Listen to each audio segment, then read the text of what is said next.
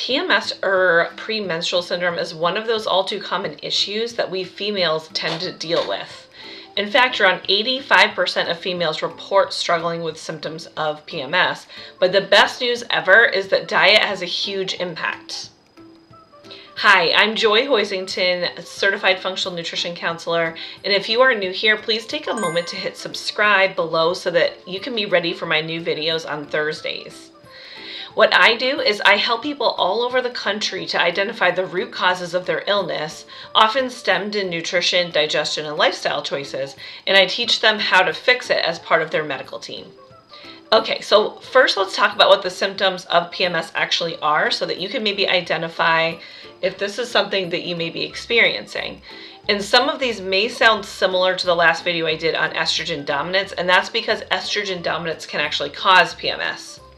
So PMS symptoms include things like cravings, especially for carbs, sugar, and chocolate. And of course, this is going to be around usually before your time of the month. Increased appetite and hunger, headaches or migraines, fatigue, dizziness, heart palpitations, low blood pressure, mood swings, water retention or bloating, breast swelling and pain, digestive issues, and cramps or lower back pain. So you may have wondered what causes PMS, and I consider this the fun part. So let's dive into the why behind everything right now. PMS can be caused because of these following reasons. A, excess estrogen or estrogen dominance.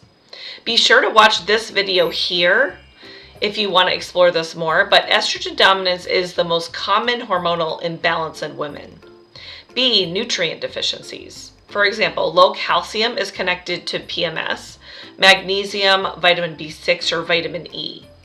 Also, watch my video above for more on supplementation and who's at risk for nutrient deficiencies, because a lot of this can play into PMS. C, adrenal fatigue, which actually comes in 3 different stages, but it's characterized by dizziness, fatigue and weakness, low blood pressure, and cravings for salt. This is something that I actually went through with my youngest daughter after having my youngest daughter through her infancy and everything. And sadly that my doctor had no idea what was happening, but I was finally able to recover from it, thank God. But not sleeping with an infant and having to endure the stress of childbearing and mothering can really take a toll on your adrenals. D is stress. We all know how detrimental the effects are of this. E, blood sugar balance. Now watch my video above on how to address diabetes or insulin resistance, because this is a big part of hormones and the things that can trigger PMS. F is lack of sleep. G, low serotonin, which can be the result of a nutrient deficiency such as with protein or vitamin B6, or it can be caused by excessive stress and psychotropic medications. The functional medicine doctor that I refer my clients to when needed will test neurotransmitters, and he will prescribe supplements when needed. F, high aldosterone due to stressed adrenals. And G, what I consider to be the most common cause, is eating inflammatory foods and excess caffeine and alcohol. I know that's a ton of things, but the human body is a very complex system of network systems and functions, and everything is connected.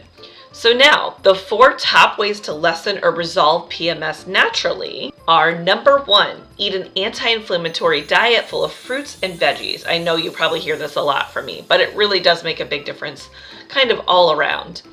I have a free tool for you to access called the FMP Journal. It allows you to track your foods and symptoms more closely so that you can identify which foods are triggering a problem for you month to month. You can grab that in the description. Number 2, balance your blood sugar. With the way that Americans eat today, and you are likely eating, it puts a huge load on your pancreas to put out lots and lots of insulin to counteract the effects of glucose in your blood from the starchy foods in the American diet. You may even want to test your fasting blood glucose for a few mornings in a row to see that if you're in the desired range, which is 88 to 98 milligrams per deciliter first thing in the morning. Blood sugar testing kits are often available on Amazon, and I have actually posted a link for you in the description on an example of one that I would recommend. Also, my video on diabetes, which you can see in the link above right now, talks about more about the testing kit and how to use it. And this video here on weight loss that's going to pop up above talks about how to balance your blood sugar effectively through nutrition and movement. Number 3, reduce or eliminate alcohol and caffeine. I know this one's a toughie, especially caffeine, considering 21 million Americans drink 6 or more cups of coffee per day. But I do have an article with a delicious recipe that I wrote for a matcha latte in the description that I highly recommend that you try. I've basically been addicted to matcha lattes ever since I switched about a year ago, and I've never felt better. And number 4 is to focus on foods high in calcium, magnesium, zinc, chromium, and iron.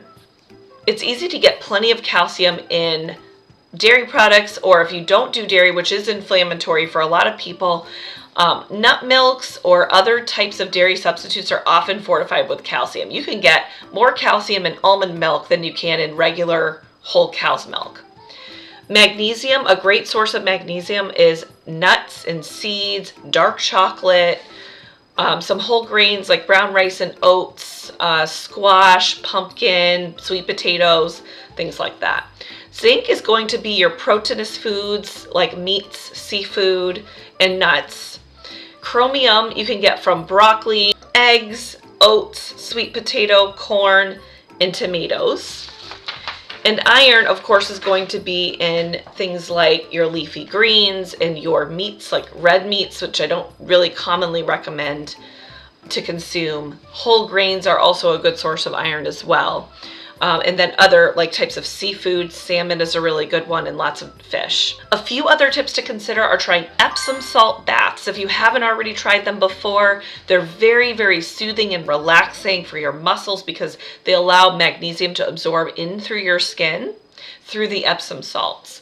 And then another thing that can make a drastic difference in balancing hormones is exercise. Not too strenuous, of course, but light to medium cardio workouts stimulate your adrenals, which helps in hormone production and balance. And then lastly, castor oil packs are great for PMS because they help with cramps and also liver detoxification. Castor oil is like an ancient Egyptian healing remedy that has been around since the beginning of time pretty much. And it actually works amazing wonders as a side tip for your skin too. I use it as a facial moisturizer in the cold New England winters that I have here. Well, I'm so glad that you were able to watch today, and I look forward to seeing you on the next video on endometriosis. Stay tuned, and I'll see you next time.